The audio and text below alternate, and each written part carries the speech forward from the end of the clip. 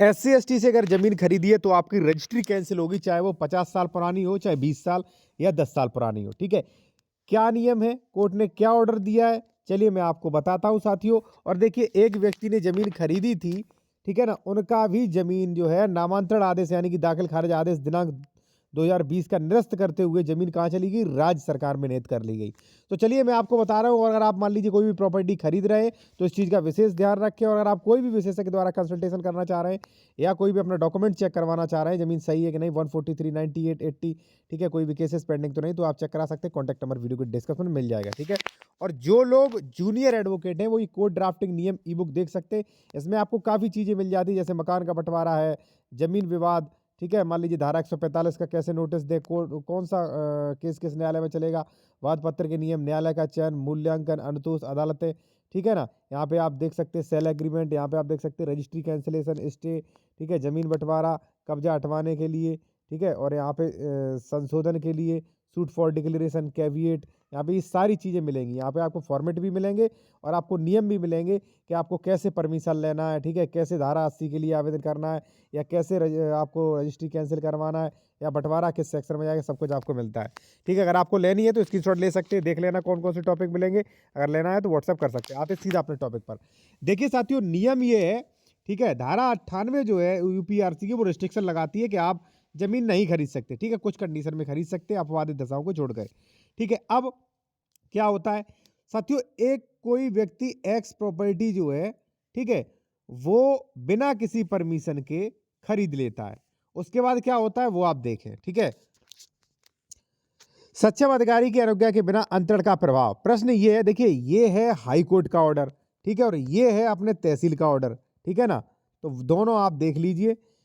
प्रश्न यह है कि क्या कलेक्टर की अनुज्ञा के बिना अनुसूचित जाति के सदस्य द्वारा निष्पादित विक्रय विलेख, साथियों विक्रय विलेख होता है आपका बैनामा। ठीक है, यहां सिर्फ बैनामा से मतलब नहीं है साथियों, यहां ट्रांसफर से मतलब है। देखिए ट्रांसफर वो दान से भी हो सकता है, ट्रांसफर वसीयत भी इस कैटेगरी में रखी है, लीज भी इस कैटेगरी में रखी है। हालांकि लीज ट्रांसफर नहीं है, फिर भी लीज पर रोक है। ठीक है, तो ऐसा कोई भी दान, वसीयत, विक्रय विलेख, पट्टा आप नहीं कर सकते, ध्यान रखना। तो क्या कहा गया इसमें, विक्रय विलेख शून्य होता है, निष्पादित विक्रय विलेख शून्य होता है। प्रश्न यह भी है कि क्या उत्तर प्रदेश जमींदारी विनाश भूमि व्यवस्था अधिनियम की धारा 166 167 के अधीन कार्रवाई विक्रय विलेख के निष्पादन के 6 वर्ष की अवधि के बाद प्रारंभ की जा सकती है। यहां पे इस ऑर्डर में यह भी डिसाइड किया गया कि उसने ये भी तर्क दिया कि भाई हमारे 6 वर्ष हो गए रजिस्ट्री कराएं, ठीक है, अब नहीं होगी क्योंकि रजिस्ट्री कैंसिल का 3 साल का समय होता है। तो क्या कहा वो देखिए आप, यह धारित किया गया।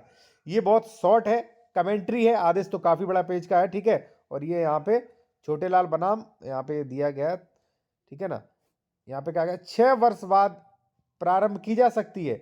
यह धारित किया गया कि धारा 157 का अथवा 157 का के अंतर्गत सक्षम प्राधिकारी की अनुज्ञा के बिना, सक्षम प्राधिकारी कौन होता है, कलेक्टर। अब देखिए कई बार क्या होता है कि कलेक्टर अपनी जो पावर होता है वो डेलीकेटेड कर देते हैं। ठीक है ना, कई बार जो है एडीएम भी परमिशन देते हैं, क्योंकि भाई देखिए कलेक्टर के पास काफी काम होते हैं। ठीक है ना, तो कुछ काम एडीएम भी देखते हैं। ठीक है ना, तो पावर किन्हें डेलीकेटेड कर देते हैं, एडीएम। तो वहां पे सक्षम अधिकारी हुए एडीएम। तो यानी कि क्या है, अगर सक्षम अधिकारी की अनुज्ञा के बिना निष्पादित विक्रय विलेख, यहां पे आप देखिए निष्पादित विक्रय विलेख शून्य होगा। ध्यान रहे, वो ये कहते हैं कि अगर मान लीजिए आपने गैर परमिशन की जमीन खरीदा था तो वो शुरू से ही साथियों, प्रारंभ से ही जो है वो कैसा था, शून्य था। अपेक्षित आदेश में कोई भी अवैधता नहीं पाई गई क्योंकि अपील थी। न्यायिक निर्वचन, यदि अनुसूचित जाति के सदस्य द्वारा, अनुसूचित जाति से भिन्न, ये टॉपिक जो है काफी इंपॉर्टेंट है, किसी व्यक्ति के पक्ष में विक्रय विलेख निष्पादित किया जाता है तो वह शून्य होगा, यानी कि प्रारंभ से ही शून्य होगा साथियों। ठीक है ना, तो इसलिए मैं कहता हूं कि भाई अगर आप कोई भी रजिस्ट्री करवा रहे हैं SC ST कैंडिडेट से, आप अदर कास्ट के हैं तो सोच समझ के, 80 है तो किस सब सेक्शन में है, ठीक है, 98 है तो कितने रकबे का है, ठीक है, उस केस का नाम क्या था, जो पक्षकार ट्रांसफर कर रहा है उसी के नाम से परमिशन ली गई है, परमिशन की डेट क्या थी, परमिशन बाद में कराई गई, पहले कराई गई है, ठीक है, कितने रकबे की परमिशन मिली, ये सारी चीज़ें आप चेक करें साथियों। वरना होगा क्या, मान लीजिए आपने कोई प्लॉट खरीद लिया, ठीक है ना। अब देखिए कई बार मैंने देखा है कि सर उन्होंने ये कह दिया था कि प्लॉट तो खरीद सकते हैं। भाई प्लॉट खरीद सकते हैं ये कहाँ लिखा है, आप उनसे मांगिए, ठीक है ना, उसके बेसिस पे ही आप करिए, ठीक है। कुछ नियम है, अपवाद है, अपवादित दशाओं को छोड़कर आप नहीं खरीद सकते हैं, ठीक है ना। खरीदा तो जमीन राज्य सरकार में आपकी चली जाएगी, आप कुछ भी नहीं कर पाएंगे। अब देखिए ये तो मैंने दिखाया था हाई कोर्ट का ऑर्डर। अब ऐसे ही मेरे पास कई, एक नहीं साथियों, कई ऐसे आदेश आए हैं जिसमें स्पष्ट कहा गया कि जमीन राज्य सरकार में, उसी में ये है, ठीक है। और एक मेरे पास आया था जो 1999 में रजिस्ट्री कराई गई थी, ठीक है, और कैंसिल हुआ था 2024 में। वो रजिस्ट्री कैंसिल मतलब धारा 104 105 की कार्रवाई हुई, जमीन राज्य सरकार में चली गई।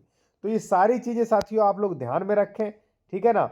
और अगर आप ये कोर्ट ड्राफ्टिंग नियम ई बुक लेना चाहते हैं तो ये देख सकते हैं, इसमें कई चीजें मिलेंगी, जैसे रजिस्ट्री के वाला रुकवाने के लिए ड्राफ्टिंग, रजिस्ट्री कैंसिल के नियम, प्लस ड्राफ्टिंग कब्जा हटवाने के लिए नियम, ठीक है, बंटवारा, सीमांकन, संशोधन, कब्जाधारी की बेदखली, suit for declaration, caveat, RTI, FIR, सारी चीजें इसमें मिल जाती हैं, ठीक है।